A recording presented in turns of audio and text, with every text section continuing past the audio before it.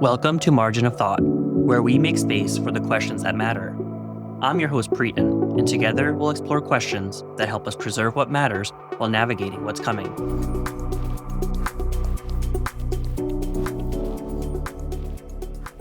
Today, I'm speaking with Noelia Pozo, who has taught high school Spanish and French for nearly 2 decades and now heads the foreign language and classical department at her school.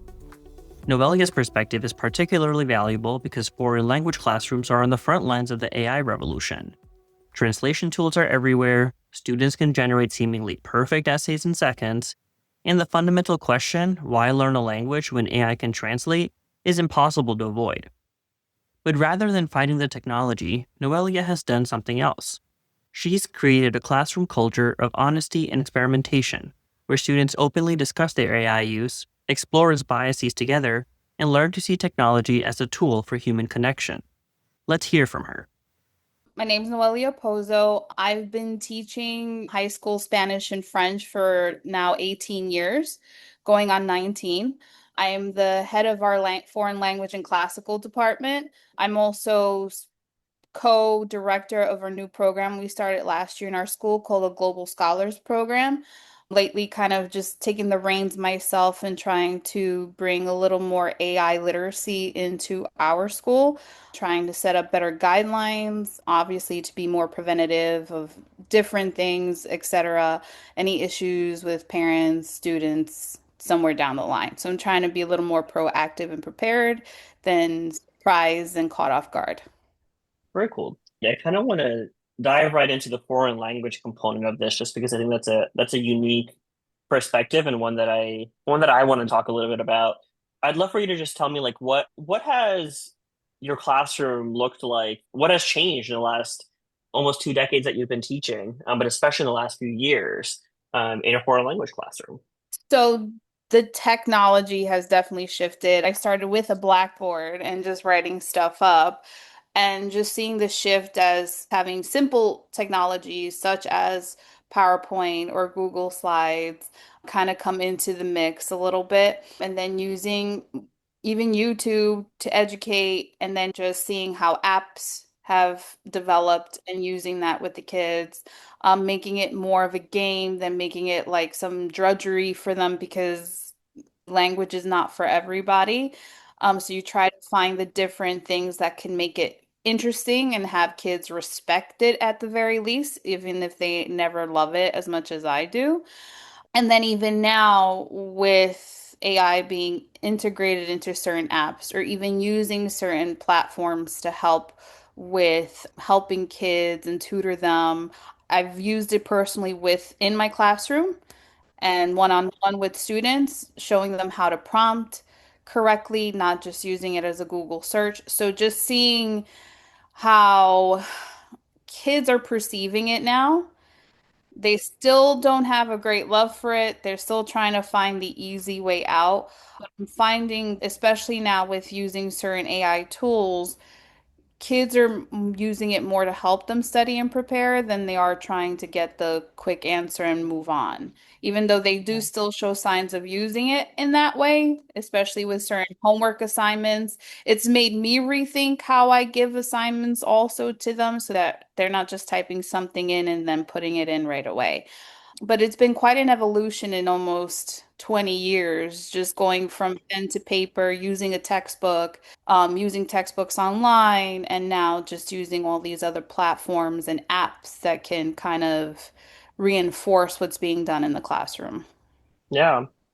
So I'm fascinated to hear more about getting students to respect putting in the effort to learn a foreign language. Because obviously you're clearly figuring out how to effectively use it for pedagogical purposes. And that I think that that's the direction that I'm hoping we can all move the narrative in. But of course, a large part of people's concerns are still just like, getting students to actually care enough to not use it for shortcuts. That takes the respect of the discipline, right? Like they need to buy into the idea that learning the Yeah. language is important. So I'm curious, how do you communicate that to your students? Well, in part, showing them that importance is just showing them, like, look at the world around you. What do you hear? What do you eat? Pointing out to them, like, you guys already speak Spanish. You just don't realize you're speaking Spanish because there's certain words within the English language that are part of that, or even French language. Like when I say to them, so in lieu of you guys doing this, and I remember one kid asking me, what's in lieu? And I said, think about it. Put your French accent to it. It was like, and they were like, wait, we use that all the time. And I said, it's used all the time in English. It's a French term. So just showing them like you guys use it, you just don't realize you're using it. That's number one. And then number two, just also with the food they eat. You know, as much as I don't think Chipotle is real Mexican food, I'm like, think of the different titles that are there. So they're more respectful, like, okay, it does surround us. It is around us. Trying to help them also see, like, you can use a foreign language in any field of study. So I'm going into business. I'm like, okay, so if you go into business, like if you're able to communicate in a foreign language, you'll be able to establish a certain rapport and relationship because you're able to communicate and then say your client or future client's language, thus showing respect for a culture because language is involved with the culture as well. You know, even some of them, my even native speakers or heritage speakers, you know, they challenge me like, that's not how you say it. I'm like, well, that's one way of saying it. And so it becomes like a nice conversation. Sometimes I do let my students kind of, they take me off on tangents, but it's the ones I love the best because it shows them, you could see they start get the light bulb is going off like, I want to hear this. I want to understand this because I do see it all the time, but I never ask the question. And even now, AI has brought up the conversation. Some kids like, what in the world does that word mean? And we go into that conversation of, well, that's probably a very old Spanish word. It's probably favoring Spanish from Spain, or we've seen it in French where it goes into Old French.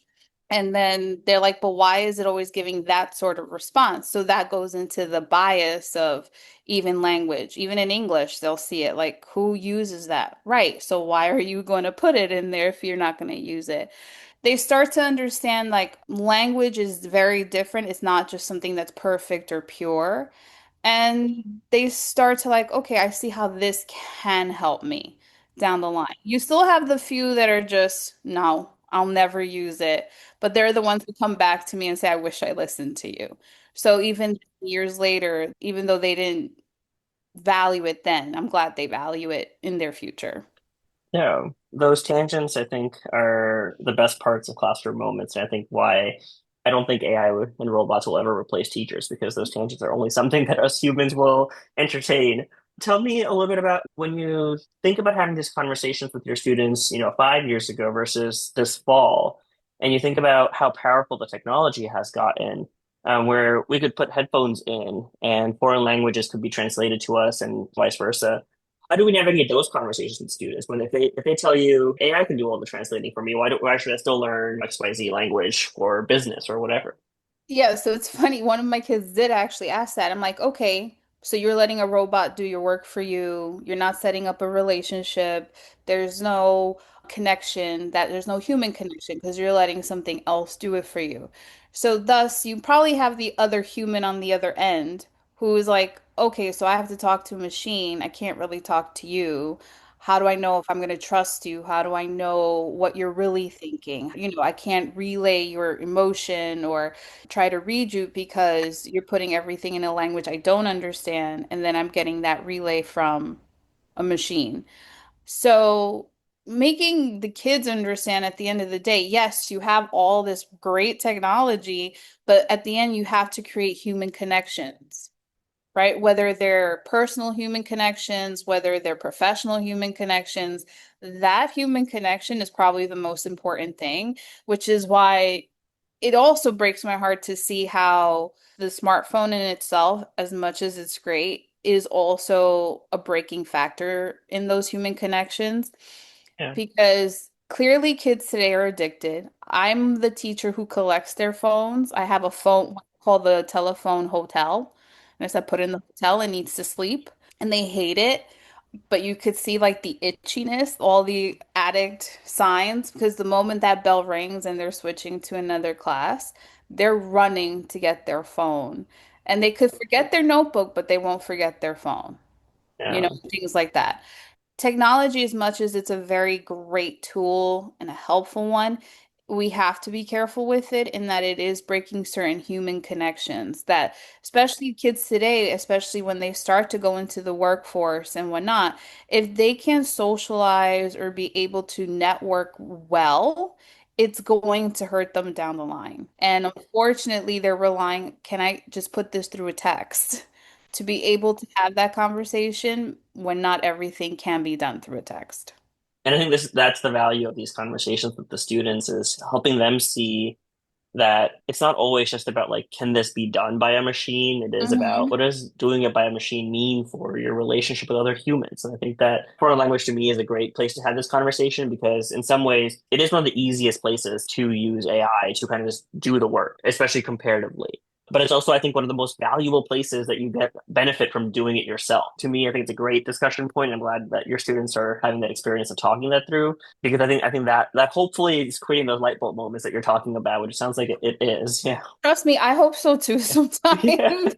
Yeah. Because at the end of the day, and I think it's just human nature, we want the easy way out. I mean, we were all kids one who tried to cheat because we didn't study properly or we were just being lazy about it. I mean, I have to have these conversations with them where if I were to ask them a simple reflection question, write this for me in French, what did you do today?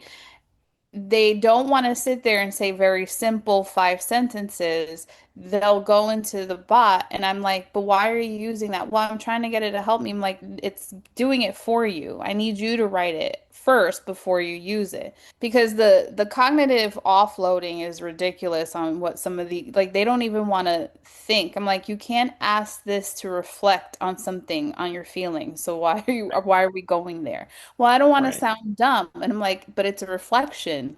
It's okay. You're not going to sound dumb. You're giving your ideas, you're expressing yourself. And that's the other part of they're losing this great way of trying, like we were taught to try to express yourself. What are you feeling? What are your thoughts? Do you like it? You don't like it? And it's kind of hindering them in being able to just express themselves and create their own thought or opinions. I mean, even how social media is, what they look at, and like, okay, but did you do a deeper dive? Is that real? Or is that just someone's opinion and it's being posted as fact?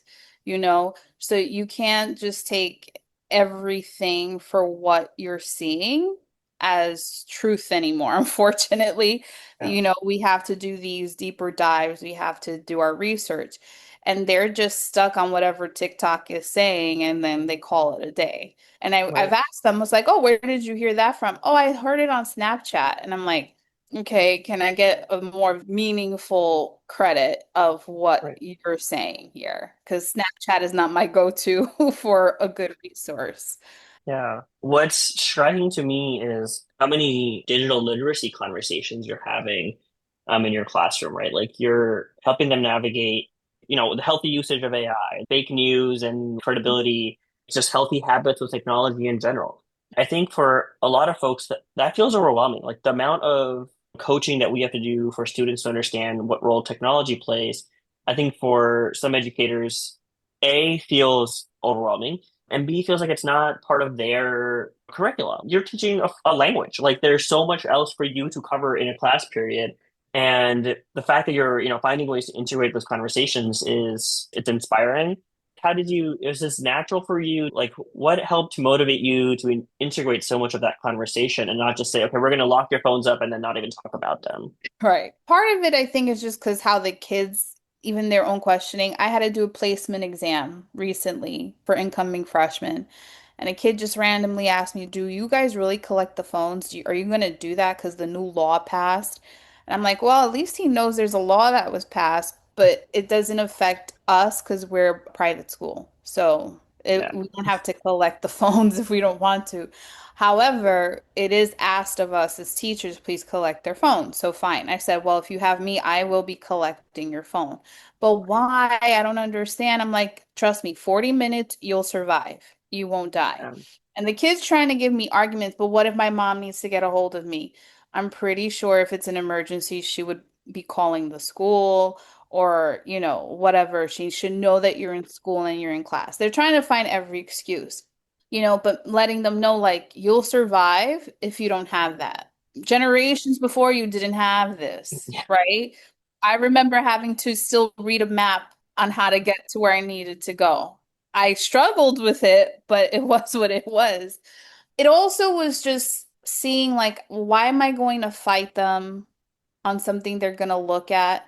So I think I had mentioned this, and it kind of backs up into this whole how I started having these conversations with the kids is I guess because I established a rapport with my kids, I knew a kid cheated really badly because he never tried in Spanish, barely could put two words together. And then when I asked for their final exam, write a paragraph or write an essay, which was two paragraphs I was asking, so it's not even a proper essay. He wrote a beautiful essay in perfect Spanish, referring to Chichen Itza and the pyramids. I'm like, we never talked about any of this. This is fabulous. So when I confronted him, I was like, hey, I should, recommend you for AP Spanish. He was like, I don't want to go there. I'm like, but you wrote such a beautiful essay. Where was this all year? And he's like, you're accusing me of something. He's like, I am, but I want you to prove me wrong. I just need you to answer these questions and we'll call it a day. If you answer them fine, then we'll move on from this. And I'm sorry for ever thinking you cheated. And he refused to do it. And then he admitted to it a day later and he said he used ChatGPT, which in my mind, I was like, how the hell did he do that if we're collecting phones for a Wow. test? This is a part where colleagues are sometimes not fair to their other colleagues, so that was that situation. But instead of me getting angry at this kid, I was like, you know what? Thank you for this kid because it started me doing research and looking things up. I'm like, this is in our lives, whether we like it or not. So that's what brought me to you guys. And then I said, you know what? Let me start to ease this in. I was like, I don't need to reinvent the wheel, but I could start introducing to the kids, hey, let's start using this together. Here's what you can do on your own. The kids would ask me, you're okay with that? I'm like, I'm okay, as long as you're honest with me. And they would be very upfront. And at the time, especially for certain project-based things we were doing, I say you guys can use ChatGPT. That's when I introduced them to Claude also as another option. We introduced them to Perplexities to help them with research and live sites. And they loved it. And I said, whatever you do, all I ask is that you tell me the engine you use and give me your, that's it.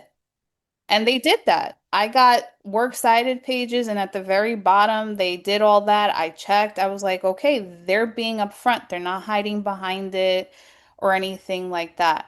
And then kids would ask questions. They'd show me like, I did this, but it's kind of weird. I don't know if this, can I use this? They would show me their screens of whether it was ChatGPT or Claude or Copilot. So I was like, all right, they're open about this. They're not hiding behind it. They realize I have this open conversation. And this past year, we got even deeper with it because now that we know you can do videos with AI, the kids started to get, we said, can we use them? Like, yeah, let's use it together. Let's prompt this. And we did one class lesson of just trying to prep their projects. And one kid said, but nobody looks like me. And that's where Yeah. we got into the conversation of AI bias. It's like, so this is where you need to prompt it a little better so that it understands people who are creating this have to work with because, yeah, I've asked them the question, like, just think about it this way. If I say teacher, what's the first thing that pops into your head? And a lot of the kids said an old woman. And I'm like, okay, thanks, guys, That's flattering. Oh right? gosh. But we did all these, we even did a baseball player. It was like, what comes to your mind when you think baseball player? A Hispanic guy, beard, dark skin. I'm like, okay, do you want to try this with one of the platforms? Like, yeah, let's put it, it's gonna give us that. It didn't give them that. They were like, wow, the guy is still coming out white. So this just goes to show you guys it's going to lean towards what we ourselves think too sometimes, because that's just how society has built us. But if you want something to look like you, you're going to have that conversation with the bot. And one kid said to me, can I give it my picture and then just make it age me? I'm like, I said you could, but keep in mind for privacy issues, I wouldn't do that because then your face is out there, anyone can use it. So I would be careful when using your own images. It has the conversations have developed through time. Even the kids are asking me questions like, but how can I prompt it on my own? And we do what are called the talk think alouds. So this past couple of times, like I'm like, let's do a prompt together. And I type it up. I'm like, what do you think of what I just wrote? I'm like, well, can we include this? And I said, sure. And can we include that? Because we were reviewing for their final and Yeah. they getting involved in how to also prompt it correctly to try to get their result was very Yeah. helpful. And them Yeah. asking questions. It also helped me to make sure that they knew if the output was correct. Because that was another thing we had conversations about. Because a couple of kids spotted it, like, I don't think this is right. And I'm like, well, what makes you say that the output's not right? And it's like, well, you said, and we've discussed this. I'm like, you're right, that is wrong. It's like, so this is wrong? And I'm like, well, guys, it's not 100%, right? Remember, this is taking information from the internet. But then if it gets mixed up or it does all that, understand that the result may not be what you're looking for. So be careful using it for other classes, right? Yeah. So whatever it gives you, read through it still, look through it, see if the information is correct. Because once you put it in a paper or once you put it in your answer, once you use it for anything, you're saying and you're taking responsibility for that information. And then if it's wrong, you can get in trouble. But so it's Yeah. led into nice conversations. The kids are like, wow, this is interesting. Oddly enough, the kids I've dealt with are very apprehensive about using it, for different reasons. The ones that aren't afraid to use it clearly are just using it for the wrong reasons at the end Yeah. of the day. But it's nice to see those two spectrums because you can make the kid who's not scared to use it a little aware of what he's doing and should take some caution. And the kid who's too cautionary, like, it's okay. I like that you have that caution, so that's going to help you use this for good, not for bad. Yeah, there are so many good moments you just mentioned, in terms of like building that digital literacy for the students, which is very valuable for them. But also, I'm sure your peers are benefiting from it the way you're talking about it and helping them kind of see the students even see the big picture so that it carries forward not just in your class but in other classes. Yeah, For my colleagues, that's a different story. I mean, some of yeah, them are great about it. They're very open-minded. They're willing to try. They're intimidated by it. I could talk for only my department because I've coached them. I said, look, you don't have to use the bigger platforms. You don't need to use Notebook if you don't want to, even though I like Notebook in that it creates a podcast for them. So I used it for one lesson one time. It's like, okay, guys, just listen to that. And they came back and some of them were able to relay what I was going to go over. I'm like, okay, this is a good tool just for them to hear a lesson beforehand before I go into it. But I said you don't have to use all these big platforms, Napkin, Notebook, Claude, or ChatGPT. So I started to introduce them to like School AI, Conmingo, which is not the best for foreign language, I yeah, found. I said, why don't you guys just use one of these platforms with the kids, just so that you get used to prompting, just so you get used to this. They're not my favorite platforms, but if you're talking about people who are cautionary or beginners, like those are good tools for them to just get started with. And they liked it doing it with the kids. So it's just seeing the real time, especially with school AI, like the real time work that they're doing. And I was like, okay, so start there. Other teachers, not so much. They don't want it. They're just going to use it as a crutch. I'm like, but you're forcing them to use it as a crutch. I do have one colleague of mine. We all sat down in a meeting and he was just very adamant about it's almost like he wants to catch these kids, which I'm like, you're already ruining your relationship with your students. So you're already distrusting them because you think they're using it, but you have no proof. And then they don't trust you because you're jumping on relying because you already think that they're using it. So there's that issue. And I remember someone saying to him, well, maybe you want to rethink how you do your assignments. And you could see it was just like you were asking him to give up his firstborn child. That he was like, well, according to, because we use Turnitin for the plagiarism component, but I know there's the AI detector now. And he's like, well, according to the website, it says it picks it up at least 20% and it's never wrong or something like that. And I showed him something and I said, AI detectors don't work. Yeah. And Turnitin is the worst one. Look at this data. And he just didn't care. He's like, the website says it. This is going to be a lawsuit waiting to happen because all you need is the well-informed parent, and then comes and attacks him. And in my mind, I'm just like, you are the teacher that refuses to change. And Yeah. this is where, yes, teachers won't get replaced by AI, but you will get replaced by the teacher who is using AI. If you're adamant about not using it, and I think he does use it, but for his own uses. And that's where I'm just like, don't be a hypocrite. If you're using it, they should be using it. And that's how I approached it. Like, I'm going to tell the kids. I did tell my seniors this year, I'm like, guys, I'm going to be using AI to help grade your papers. I made that full disclosure with them because I just wanted to see for myself. Even then, just seeing how it graded, I wasn't 100% in agreement with the grading. Majority of the students like, I don't agree with how this graded it. Some of them passed them when I'm like, no, this was badly written. This is wrong information, so I'm like, I would give them a lower grade. So it was just even for me, because one kid's like, oh, because you just don't want to take the time. It's like, no, I'm gonna read it. And I even showed them, I pulled them up individually and he's like, here's what AI said I should give you. What did I Yeah. give you? And he was like, you passed me. I'm like, yeah, because I don't agree with what you wrote. One Yeah. kid, I showed it and I was like, but I do agree with what AI said. I gave him a little slightly higher grade and we went through it and he was just like, and he admitted to me, so I used AI. I thought I would get a higher grade. He actually admitted that he had the paper written by it. And I'm Yeah. like, okay. Thank you for your honesty. I gave him Yeah. another shot. I was like, okay, since you were honest with me, I'll give you another Yeah. shot. But you have to come here and handwrite that paper now. He hated the whole experience. But it was like a nice moment. Like they realized, okay, I got honest. She gave me a chance. Them seeing like, okay, if she's using it, she's giving us the opportunity to use it, and everybody is open about it. Other teachers, not so much. So that's one thing that does bother me about that whole situation. And there are colleagues who love it. They use it with the kids, they have the kids use it, they're using it themselves. So it's kind of like a 50-50 thing at the end of the Yeah. day. Yeah.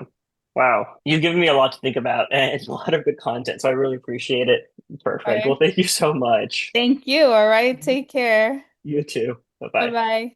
I appreciated that conversation with Noelia. What stands out in Noelia's approach is her refusal to operate from a position of distrust. By opening up conversations about AI use and using those tools alongside her students, she's created a classroom where honesty is possible. She believes that the question isn't whether to engage with these tools, but how to do so in a way that preserves what matters most: human connection, critical thinking, and genuine learning. Stay with us as we continue exploring these questions, and for more on how to preserve what matters, pre-order my book, Ethical EdTech, at ethicaledtech.org. Thanks for listening to Margin of Thought. If this episode gave you something to think about, subscribe, rate, and review us. Also, share it with someone who might be asking similar questions. You can find the show notes, transcripts, and my newsletter at preten.org. Until next time, keep making space for the questions that matter.